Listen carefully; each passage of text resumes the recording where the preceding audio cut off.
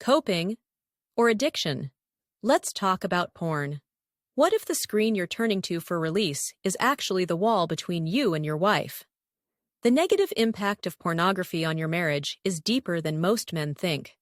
When pornography becomes your go-to escape from stress or difficult conversations with your wife, she feels it. Trust me on this one. Every time you choose an image on screen over her, she experiences emotional and physical rejection that cuts deep. This is what happens every time you watch pornography.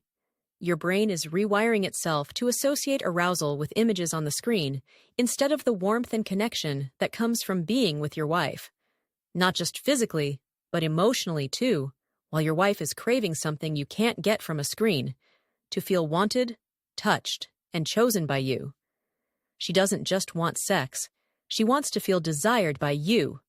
And yes, gentlemen, when you consistently choose pornography, the message she receives is that she's not enough.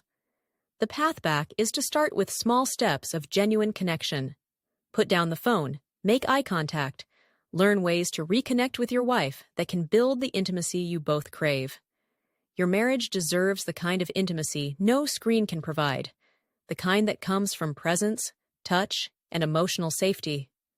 Your relationship can heal, but it starts with choosing her over an image on a screen. It's that simple and that challenging.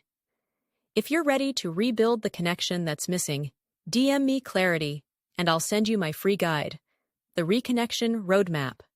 4 simple daily practices to help you and your wife spend quality time together and create deeper emotional and physical connection.